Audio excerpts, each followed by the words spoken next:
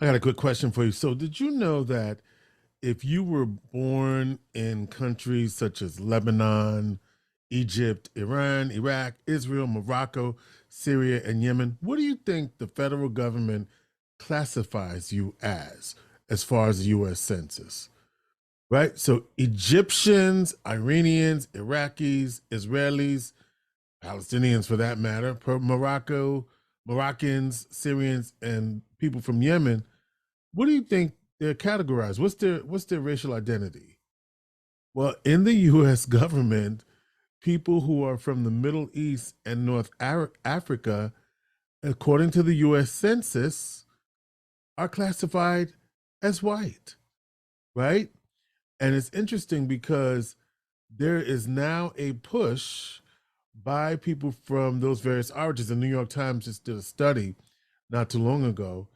And while categorically for the United States Census, these folks are lumped into the category of white, they don't identify it that way. How could somebody from Egypt, okay, be classified as white? But they are. And it's a very interesting phenomenon. So, what they're asking the US Census to do is come up with a new category. And the new category would be called MENA, MENA. You know what that stands for? Middle Eastern or North African descent, right? Does it make it's just, to me, it's mind boggling. So there is a proposal from the Federal Interagency Technical Working Group on Race and Ethnicity Standards under the White House's Office of Management and Budget. They are recommending that this category be approved ahead of the 2030 census. Now, there's a whole lot of steps before this can happen, but there is a public comment period, which well, there was a public comment period where this was in place last year, but it's an early step for possible revisions to the U.S. Census. Again, the new standards should be considered, and believe it or not, those who are of Middle Eastern or North African descent are classified as white. There are about 4 million, approximately 4 million people who are of Arab descent in the United States, but right now they're classified as white. Interesting, isn't it? Right? Who gets to be white and who doesn't? And speaking of what it means to be white, there is a podcast that was recommended to me at a workshop I attended recently on Black Men Can Heal. It's called Seeing White. You can find that. We'll have the link for you. It's called Seeing White, Seen on Radio. It's a 14-part documentary series exploring whiteness in America, where it came from, what it means, and how it works. Again, it's Seen on Radio. It's called Seeing White. It's a 14-part documentary. And it's interesting that we look at that because it helps to explain who gets to be white in America. And again, if you're from Egypt on the US Census, that racial category makes you white. You know what else I've been thinking about as well? And a book that, two books I recommend, and again, this came from the Black Men Mental Health Summit that I attended, and I have both of these books.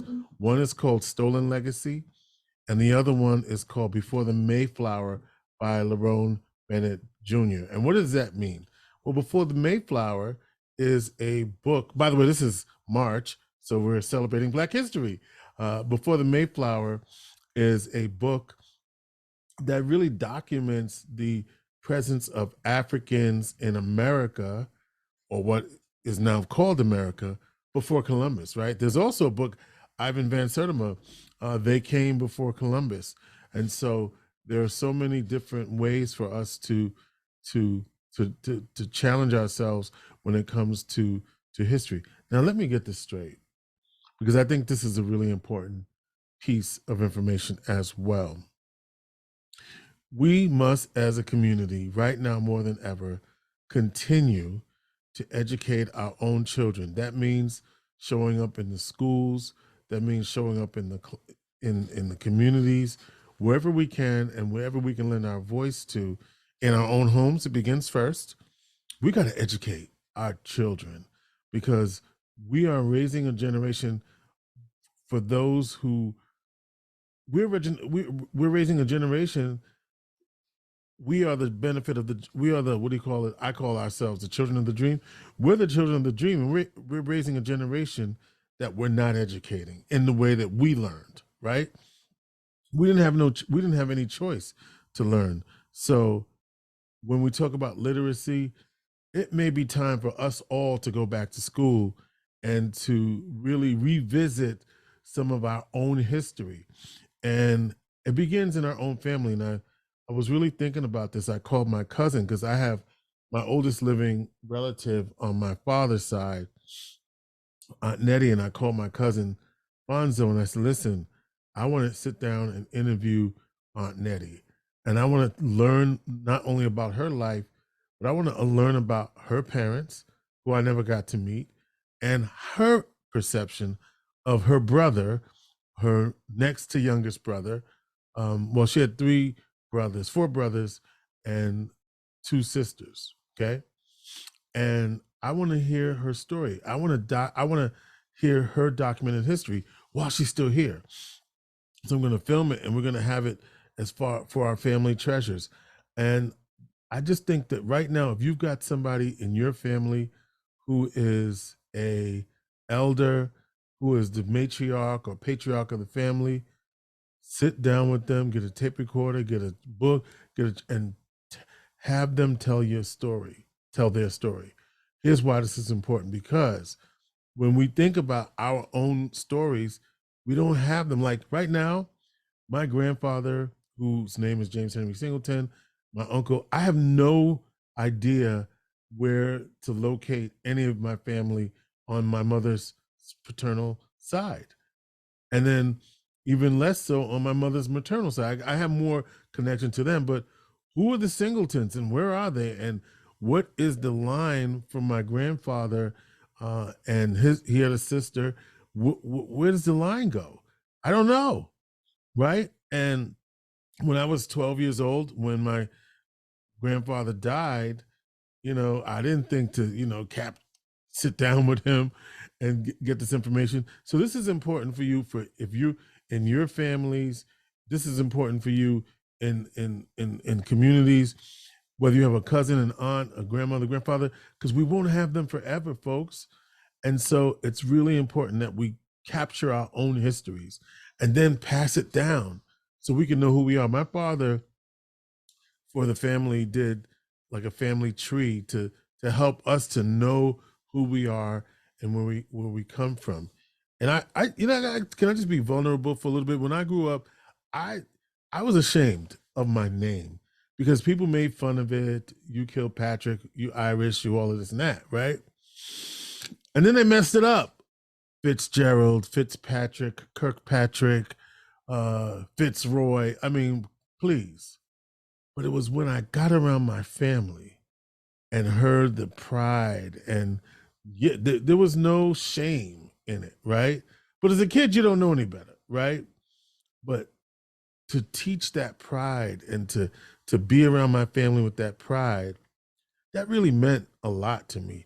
And it helped me to reaffirm who I was and reaffirm in my strength and my identity. That's why I am who I am, and it's because of them. What's that?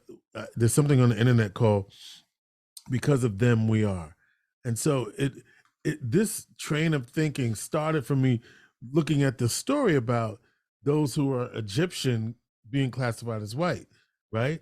And what was and in some ways that could be political, but be that as it may, we're all responsible for capturing our own history. Again, that documentary series is called Seeing White. It's on seenonradio.org.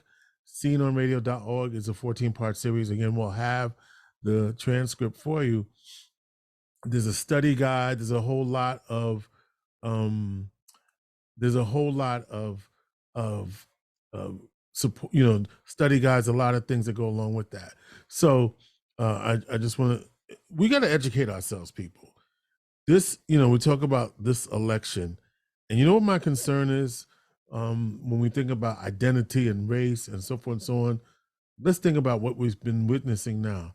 At the same time as we've been making some economic gains, and we've as Shirley Chisholm said, we are pushing our seats up to the table. We're seeing a backlash. Just this week, the Supreme Court has agreed to hear the president's, he wants to get out of the January 6th trial, and he's made the case that he's immune from prosecution because he's the president. And the Supreme Court that he appointed is going to hear his case. And I'm really interested in I've got to do some more studying around Reconstruction, right?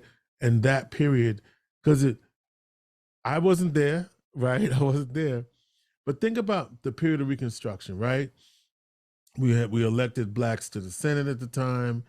We, made, there was the Freedmen's Bureau. It was all these things that were done at that time, or was promised to us, 40 acres and a mule, to help to mitigate the disastrous and traumatic and brutality of slavery. And then Reconstruction came.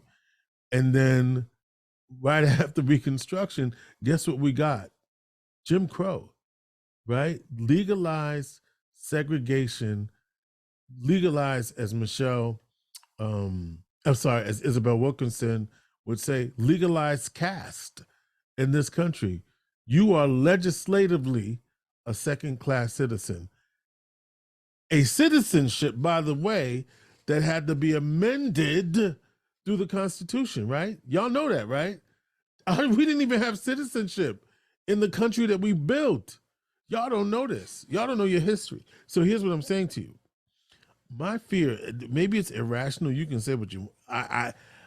My fear is a second Reconstruction, meaning not the gains made, but the after effects. That's what it feels like to me. I would love, if you're a historian, or if you know of historians that know this period and can see the parallels, I would, or tell me I'm crazy, and I'm okay with that too. But it just feels, just from what I understand, it feels like a second Reconstruction and the after effects of that, of resegregation of America. But we've got a role to play in all of this. And as Andrea Stewart Cousins said, it's funny because when I hear, she said, we got to work to promote democracy. And when I hear that, I almost want to say, and how has this been working for us all these years, right? Yeah, I want the idea of that to be upheld, but it seems to me that it's only convenient. We've come into a place in this country where we only talk about the ethics of democracy as it suits our interests in that moment, right? But here's something that I learned, or that's been reinforced for me the other day. And I'm thinking about Black communities in particular. One of the things that we have been able to do for so long as a community is survive, right? But the survival mindset is a certain level, and it isn't the same thing as thriving. And so think about it. Are we teaching our kids to survive, or are we teaching our kids to thrive, right? Thriving versus surviving. What's that meant? What is the mentality that we are passing on to our next generation? It makes me think of, and how do we apply those lessons? It makes me think of some of the work that we've been doing here with Vicki Brackens, talking about Zero No More and wealth generation. I had commented on a Facebook post by Wayne Wright. He was saying that his catering business, Time to Eat Catering, shout out Wayne, you can buy ads on the show next time. But he has a barbershop, and he was basically saying that Jamal Finch is going to take over, and he's going to now work for Jamal.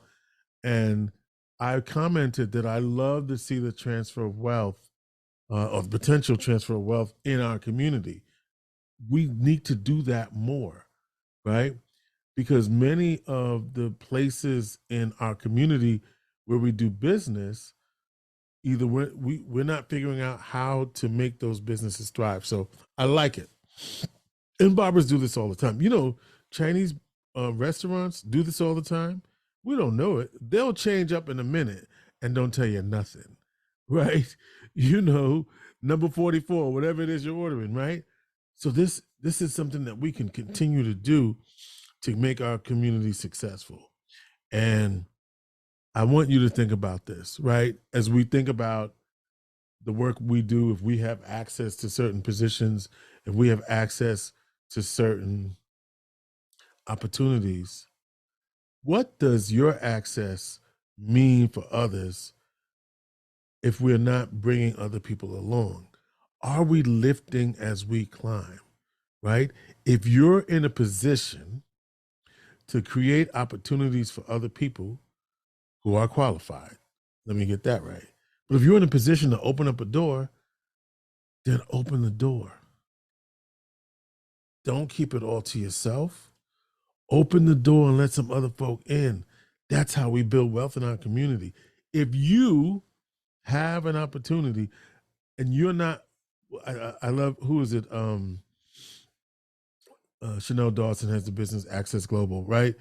If you're not giving access to other people, then what's the point, right? And so when we say Black community excellence, right? This is a no-brainer, right? This is nothing to be ashamed about. I remember, God bless his soul, George Caloris, who was a financial planner, and he and I we would meet at Wegmans all the time, and a nice guy. He used to own he used to own a restaurant downtown, right there where the fish fryer is, called Daniel Webster's. Great restaurant, very nice restaurant. And we used to talk all the time. And when he talked to me about introducing me to other people, here's a dirty little secret. They were all Greek. This person Greek, this person Greek, this. And unabashedly, he was of Greek descent. Unabashedly, he was going to introduce, when I say introduce, like all the people he was going to recommend were Greek. So, right? It wasn't even like a thought. That doesn't mean you don't do business with everybody. I'm not saying that. But we also got to make rooms for our community to thrive. And so if you're not giving access to other folk, then what the hell are you doing in that position? So finally, this is a thought that occurred to me, and I've been really sitting with this for a minute, right? As a person in leadership position, and also trying to bring others along. And you have to sort of work with, how do you help people in the area of their strength? Then how do you help them grow outside of their comfort zone? Those are two very different things.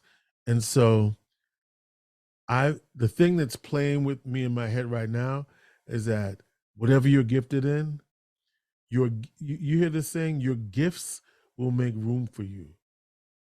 But I go back to what Oprah said, only if you know what you want and how to apply and use your gifts, right?